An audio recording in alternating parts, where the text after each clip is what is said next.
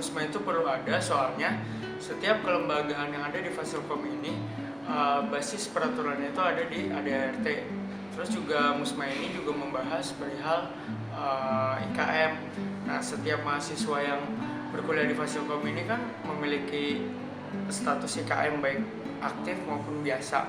Nah, jadi hak-hak dan kewajiban mereka itu diatur di ADART itu juga. Konklusinya, yang bisa dilakukan orang-orang itu bisa ikut partisipasi sebagai peserta penuh Musma supaya suaranya bisa didengar dan juga dia bisa memberikan pendapat-pendapatnya terhadap isu-isu maupun masalah dari setiap pasal yang ada di ADART. Ya, Musma itu penting ya buat mahasiswa Fasilkom.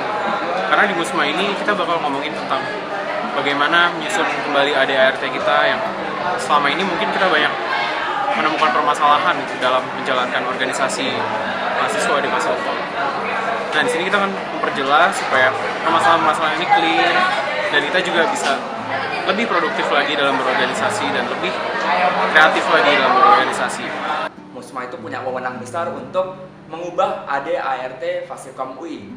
Nah, ini bukan masalah tua atau muda dari ADART, karena ADART sendiri disahkan di awal tahun 2012. Tapi masalah apakah AD dan ART sekarang sesuai dengan kondisi lembaga kemahasiswaan yang ada di Fasilkom. Banyak masalah yang muncul atas ketidaksesuaian kondisi ADART dengan yang terjadi di lapangan.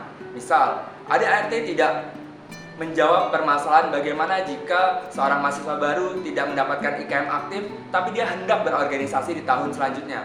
Yang kedua adalah bagaimana status BO BSO. Nggak ada penjelasan yang jelas dari ADART bagaimana status BO, di mana posisi BSO, di mana posisi DPM, wewenang yang bisa dilakukan, dan itu semua terlihat rancu. Padahal kondisi sekarang lembaga kemahasiswaan sudah mulai baik, tapi aturannya belum membaik. Maka dari itulah kita mesti mengubah ADART sehingga sesuai dengan kondisi yang sekarang.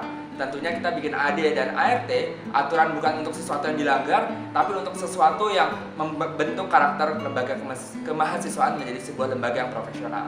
Ya, aturan kita tuh butuh banyak perubahan. Contohnya, kayak tahun lalu tuh ada kasus, kayak misalnya anak ekstensi atau S2 pengen masuk ke lembaga yang butuh IKM aktif, ya mereka nggak bisa ikut lah, soalnya mereka nggak ada IKM aktif.